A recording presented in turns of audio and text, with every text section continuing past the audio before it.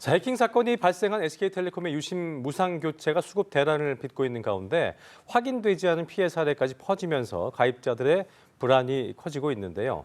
결국 가입자들은 집단 소송 등의 공동 대응에 나섰는데 피해 보상을 받을 수 있을지 자세히 짚어보겠습니다. 네, 관련 내용 포함해서 양지민 변호사와 함께 짚어보겠습니다. 어서 오십시오. 안녕하세요. 네, 저희가 대담 전에 방금 전 이 속보로 들어온 내용을 짚어드렸는데 일단 민과합동조사단이 조사 구성된 이후에 일주일간 조사 결과를 발표를 했네요. 맞습니다. 네. 과학기술정보통신부가 이번에 이제 그 결과를 발표를 잠정적으로 한 것인데요. 예. 일단 21종의 정보가 유출된 것은 확인이 됐습니다. 네. 그런데 그중에 다행인 것은 우리가 일명 단말기 주민번호라고 볼 수 있는 단말기 고유식별번호에 대한 유출은 확인되지 않았다라고 예. 밝혔습니다. 만약에 이 단말기 고유식별번호가 유출이 됐다라고 한다면 그만큼 우리의 유심 칩에 들어있는 정보의 활용도가 높아지는 그 결과가 나올 수가 있어서 그렇죠. 굉장히 우리 입장에서는 이 취약해진다라고 볼 수가 있었는데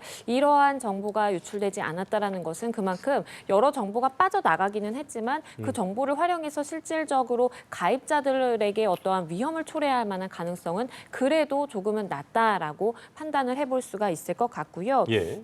다만 유심 보호 서비스를 가입하는 것은 그래도 권장된다라고 볼 수가 있겠습니다. 지금 이 과기부에서 밝힌 바에 따르더라도 유심 보호 서비스를 가입하면 이 자체만으로도 심 스와핑의 방지는 이제 확인이 됐다라고 하니까 혹시나 모를 이러한 유심 정보를 활용한 나의 그 정보가 추가적으로 유출됐다라든지 아니면 복제폰을 활용함으로써 내가 받을 수 있는 문자 메시지를 그쪽에서 가로채서 갈 수 있다라든지 여러 가지의 것들이 심 스와핑이 일어나게 되면 가능한 맞아요. 것인데 예. 이것을 방지할 수 있다라는 기능은 확실하게 확인이 됐다라고 하니까요. 예. 혹시나 본인의 유심 정보가 유출돼서 걱정이 된다라고 하시는 분들의 경우에는 네. 유심 보호 서비스를 필히 가입을 하셔야 되겠습니다. 맞습니다. 유심 보호 서비스만으로 이게 심스와핑이 방지될까 싶은 분들이 있었을 텐데 어쨌든 그거는 방지가 될 수 있다는 것을 확인했습니다.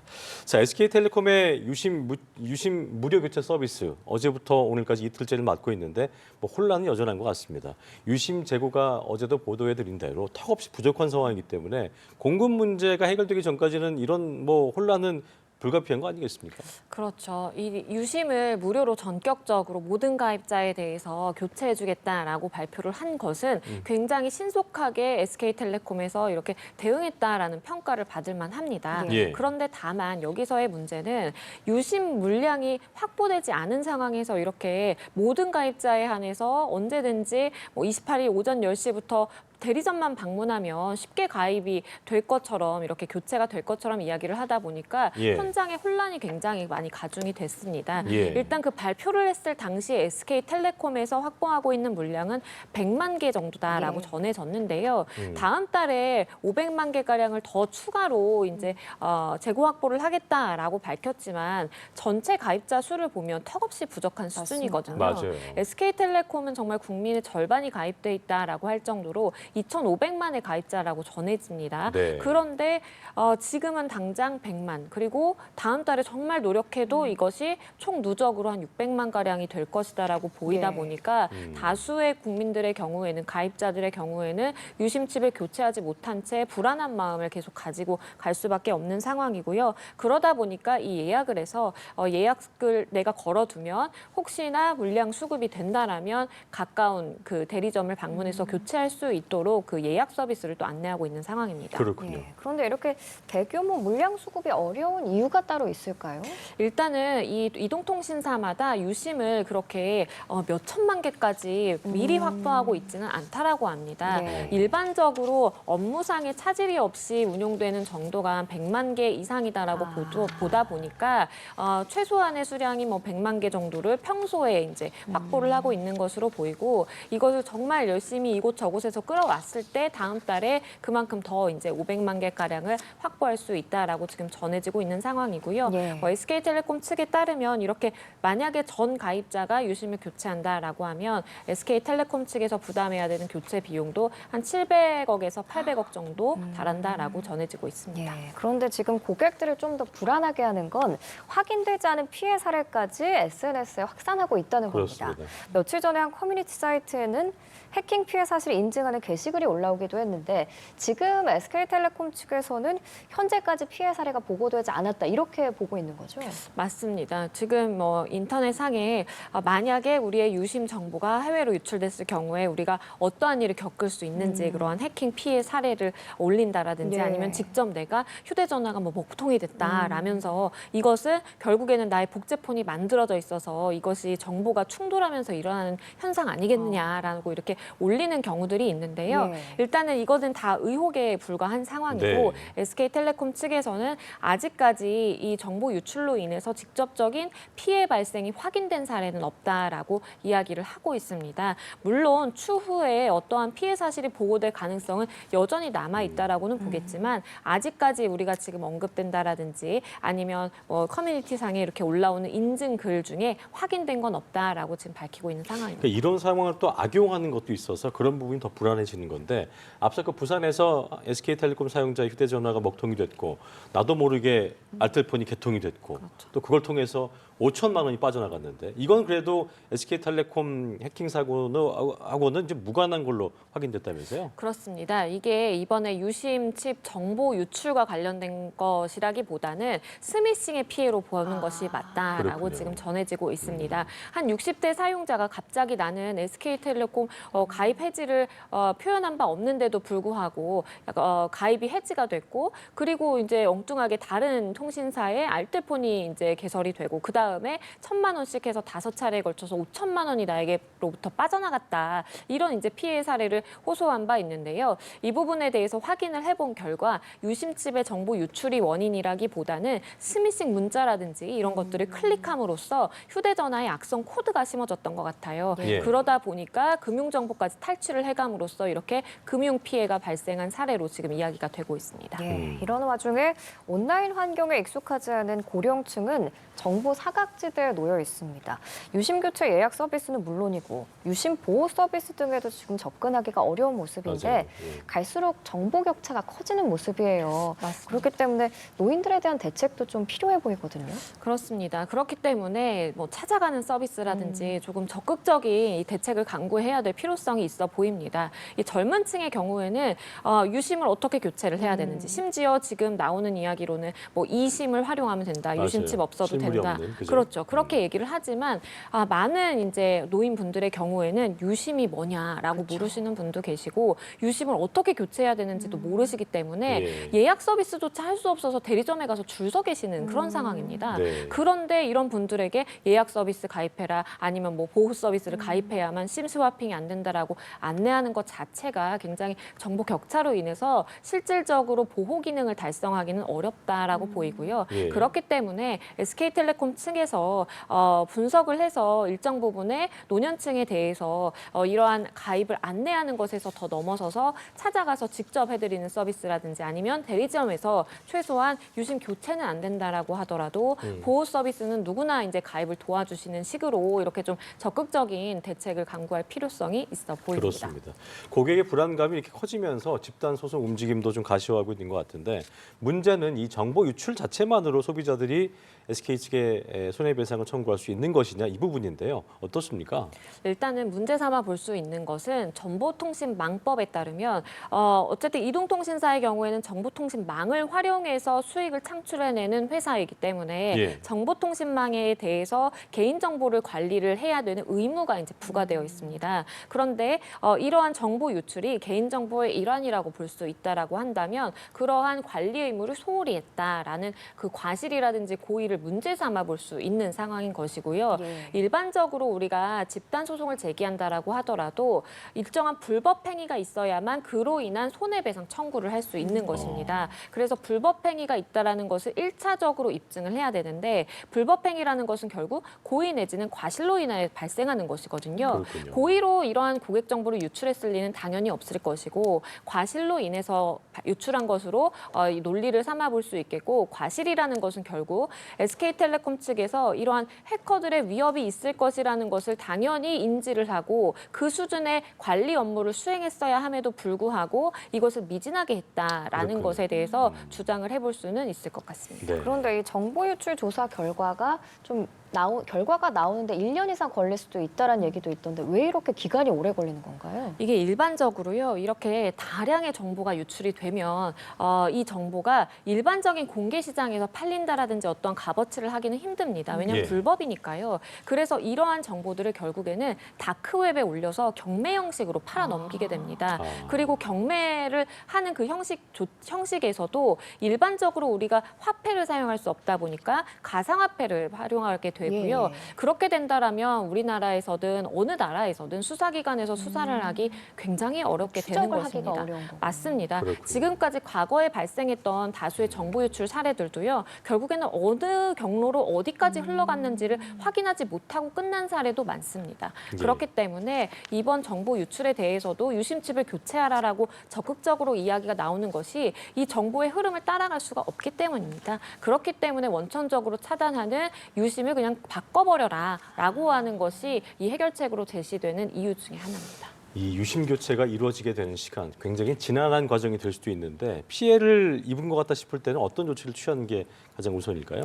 일단은 뭐 본인이 재고 확보가 가능하다면 유심을 교체하는 것이 가장 좋겠고 네. 2차적으로는 말씀드린 그 보호 서비스를 이제 각 통신사를 통해서 가입을 하는 것이 가장 이제 권고가 되는 사항입니다. 예. 일반적으로 전문가들이 이야기를 하기로는요. 만약에 내 유심 정보를 활용해서 해외 어디서든 복제폰이 만들어지게 된다면 내 유심칩 자체가 정보 처리 기능이 과열이 되어서 핸드폰이 갑자기 먹통이 되는 경우가 발생할 수 있다라고 예. 해요. 그래서 만약에 본인이 SK텔레콤 가입자인데 휴대전화가 난데없이 먹통이 됐다라고 한다면 이것은 일단 신고를 좀 해달라라고 지금 당부하고 있는 상황이고요. 만약에 나의 금융정보가 어떻게 빠져나가서 금융 피해를 입었다라고 할 때에는 이러한 이동통신사뿐만 아니라 그 금융사에도 같이 신고를 하라라고 당부를 하고 있는 상황입니다. 그렇군요. 해킹 피해가 의심되면 즉시 신고해야 한다는 점 다시 한번 말씀드리면서 다음 주제로 넘어가겠습니다. 네. 검찰이 오늘 윤 전 대통령 부부의 공천 개입 의혹 핵심 인물인 명태균 씨를 서울로 소환해서 조사를 했습니다. 검찰이 명 씨를 서울에서 조사하는 건 처음인 거죠? 그렇습니다. 지금까지는 창원에서 조사를 이어왔는데요. 명태균 씨 자체도 서울에서 내가 조사받겠다라는 의지를 강력하게 피력한 것으로 보이고 또 서울저감 입장에서도 계속해서 창원으로 가서 출장 조사를 하기는 좀 물리적으로 먼 거리가 있기 때문에 힘들었을 것으로 보입니다. 그래서 이번에 이제 처음으로 서울에 와서 조사를 받게 됐고요. 일단은 지금 거론되고 있는 주요 이 조사 내용으로는 2021년에 서울시장의 이 보궐선거 관련해서 여론조사를 혹시나 어떻게 불법적인 경로로 그 대가를 지급받고 한 것 아니냐 아니면 조작한 것이 아니냐라는 지금 의혹을 받고 있기 때문에 오세훈 시장 관련된 이야기가 아마도 많이 나오게 될 것으로 보이고요. 여기에 더불어서 이 김영선 전 의원 관련한 이 공천 개입이라든지 여기에 또 김건희 여사까지 연루가 됐다라고 볼 수가 있겠죠. 그래서 지금 오늘의 조사는 오세훈 시장에 집중해서 이루어지더라도 추후에는 김영선 전 의원이라든지 김건희 여사 공천 개입 의혹이라든지 다양한 분야로 확대가 될 가능성이 있습니다. 예. 서울에서 조사를 받는 게 처음이기 때문에 명 씨가 어떤 발언을 할까 주목됐었는데 말씀하신 것처럼 오세훈 서울시장에 대한 관련 발언을 했습니다. 듣고 오겠습니다. 제 사랑하는 아내와 제 여식들에게 씻을 수 없는 상처를 준 오세훈이를 잡으러 창원에서 서울까지 왔습니다. 증거가 있는 것들은 한 7번 이상 만난 것을 알고 있습니다. 예. 오세훈을 잡으러 창원에서 서울까지 왔다. 증거가 있는 것은 7번 이상 만난 것으로 알고 있다. 명태균 씨의 발언 어떻게 들으셨어요? 일단 명태균 씨가 뭔가 확실한 물증이라든지 증거를 가지고 이렇게 이야기를 하는 것으로 볼 수도 있겠다라는 생각도 듭니다. 예. 본인이 이야기를 하기로는 증거가 확실한 것만 내가 한 7번 정도 만난 것으로 알고 있다라고 이야기를 했는데 오세훈 시장 측에서는 여론조사 관련해서 나랑 이야기를 나눈 바도 없고 그리고 나의 캠프 사람이 만났을지언정 내가 직접적으로 만나서 어떠한 관계 형성을 한 건 없다라고 이야기를 했거든요. 그러한 부분과 좀 대치되는 이야기라고 볼 수 있기 때문에 저런 발언이 얼마나 객관적인 물증을 통해서 입증이 되느냐, 예. 뒷받침되느냐가 이제 관건이다라고 보이고요. 네. 그만큼 오세훈 시장 관련해서 여론조사 의혹에 대해서 본인은 낱낱이 좀 공개를 하겠다라는 의지를 가지고 있는 것으로 보입니다. 그래서 추후에 만약에 오세훈 시장에 대한 소환까지 이르게 된다라고 한다면 명태균 씨와 뭐 직접 대峙를 하는 방안까지도 수사기관은 좀 생각을 가지고 있을 수 있겠다라고 생각됩니다. 예, 그런데 검찰이 명태균 씨만 부른 게 아니라 김영선 전 의원도 불러서 조사를 하고 있거든요. 같은 시간에 두 사람을 불렀다는 건 이 두 사람의 대질 신문 가능성도 있다고 봐야 하는 건가요? 그렇습니다. 왜냐하면 양측에 이제 서로 다른 이야기를 하고 있을 때에는 수사기관 입장에서는 시간적인 여유라든지 물리적인 공간에 이제 허락이 한다면 그러면 두 사람을 대질 신문시키는 것이 가장 좀 효과적인 수사 기법이거든요. 그렇기 때문에 김영선 전 의원에 대해서도 함께 명태균 씨와 불러놓고 당시 상황을 하나하나 짚어나가게 될 수 있는 좀 가능성이 있다라고 보이고요. 예. 일단 김영선 전 의원의 경우에는 참고인 신분으로 조사를 받는 것입니다. 예. 그래서 같은 날 같은 시간으로 추후에도 불러서 오늘 대질이 이루어지지 않는다라고 한다면 추후에도 같은 시간에 불러서 한 번쯤은 대질 신문하고 넘어가게 될 가능성도 있어 보입니다. 그렇군요. 자, 그리고 명 씨가 이런 말도 했습니다. 그동안의 검찰 조사에서 김건희 여사에 대한 질문을 많이 받아왔다. 공천 개입 여부는 검찰이 판단할 것이다라고 했는데 김 여사에 대한 뭐 소환도 임박했다는 관측이 나오긴 합니다만 또 아직까지 시점이나 어떤 수사 방식에 대한 언급은 없잖아요. 어떻게 전망을 해볼 수 있을까요? 일단 지난 2월에도 김건희 여사 측에 좀 소환 조사에 임해야 된다라는 이야기를 검찰 측에서 이미 전달한 바 있습니다. 그런데 그때 당시에는 아직 이제 탄핵 인용 결정이 있기 전 상황이었고 일단 전국이 좀 불안한 그런 상황도 있었기 때문에 검찰 입장에서는 적극적으로 소환의 의지를 밝히지는 않은 것으로 보여요. 예. 그런데 탄핵이 결국에는 인용된 이후에는 어쨌든 관저에서도 나오게 됐고 사인 신분으로 됐다라고 이제 볼 수 있는 측면이 있기 때문에 그렇죠. 적극적으로 소환 일정까지 조율을 하는 그러한 단계에 이르게 된 것으로 보이고요. 예. 그렇게 검찰이 강력한 이 의지를 가지고 다가오다 보니까 김 여사 측에서도 변호인을 선임을 했습니다. 그래서 법적인 대응을 좀 이어가겠다라는 의지로 밝히고요. 예. 김 여사가 받고 있는 지금 혐의는 이 도이치모터스 주가 조작 사건뿐만 아니라 공천 개입 의혹까지 굉장히 예. 다양한 사건에 좀 연루되어 있다라고 혐의점을 받고 있습니다. 네. 네. 그렇기 때문에 소환 조사가 결국에는 시간 문제다라는 생각이 들고 소환이 된다라고 한다면 그것도 한 차례로는 불가능할 것이라고 보이고요. 수차례 소환 조사를 받아야 되는 그러한 상황에 직면해 있다라고 보입니다. 자, 그렇다면은 명태균 씨와 김영선 씨 이 불법 뭐 대선 개입 관련된 부분에서 수사가 같이 이루어지게 된다면 어떤 부분이 좀 쟁점이 될 거라고 보십니까? 일단 그때 당시에 자금의 흐름이 가장 중요하다라고 보입니다. 지금 결국에는 윤석열 대통령도 그렇고 이 오세훈 시장도 그렇고 결국엔 연결 고리라고 볼 수 있는 것은 여론조사거든요. 예. 그런데 여론조사를 하는 데 있어서는 돈이 들 수밖에 없습니다. 그렇기 때문에 누가 어떻게 그 비용을 지불했는지가 가장 중요하다라고 볼 수가 있겠고요. 예. 만약에 그러한 지불된 비용이 불법적인 정치 자금이라든지 아니면 불법적인 자금으로 인해 이루어졌다라고 한다면 예. 그러한 수사점은 더 넓어질 수 있는 측면이 있는 것이고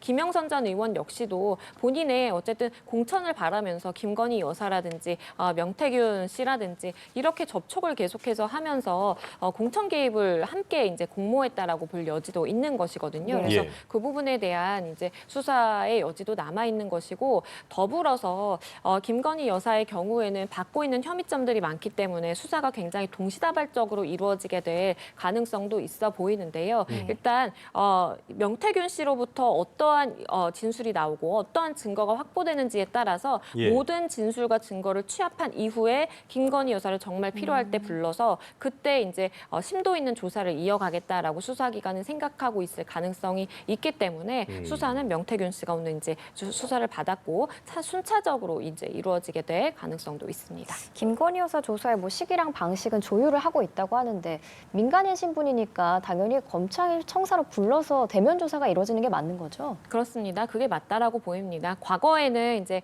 영부인 신분이었기 때문에 윤석열 대통령이 대통령 측에 있는 상황이었기 때문에 경호 문제라든지 여러 가지 보안 문제를 들어서 당시에 검찰 입장에서는 출정 조사를 맞습니다. 갔던 것이고요. 그리고 이제 경호처 부속 관리 이제 건물에 들어가서 조사가 있었는데 검찰이 휴대전화도 반납한 채 들어갔다라고 해서 굉장히 여론의 문매를 받은 적이 있습니다. 예. 이번에는 그렇게 되기는 어렵고요. 이미 윤 전 대통령이 사인 신분으로 돌아간 상황이고 김 여사 역시도 대통령의 부인 신분이 아니라 뭐 사인 신분으로 볼 수 있겠습니다. 그래서 다른 일반인들과 마찬가지로 소환돼서 조사를 받는 것이 맞겠고 예. 소환된다라고 했을 때 물론 전직 대통령이라도 경호의 대상은 되는 것이기 때문에 전직 대통령의 가족인 김건희 여사도 경호의 대상이지만 충분히 경호를 받으면서 검찰청까지 나오는 건 현실적으로 가능한 이야기거든요. 그렇기 때문에 검찰 입장에서도 내가 가서 출장 조사를 하겠다라는 것이 아니라 이번에 일정 조율을 할 때 이야기한 것은 나와라라는 것이었습니다. 그래서 김건희 여사도 원칙적으로 검찰에 소환이 돼서 조사를 받을 시간이 좀 다가오고 포토라인 있다. 가능성도 있는 거죠. 가능성은 있는데요. 김건희 여사 측에서 극구 이제 좀 자제를 부탁을 하고 네. 검찰 입장에서도 굳이 포토라인을 세우지 않겠다라고 한다면 다들 아시는 것처럼 윤 전 대통령처럼 이 지하 출입로가 있습니다. 그렇군요. 그래서 지하로 출입할 가능성도 있어 보입니다. 알겠습니다. 지금까지 사건 이슈들 양지민 변호사와 자세히 짚어봤습니다. 오늘 말씀 고맙습니다. 감사합니다.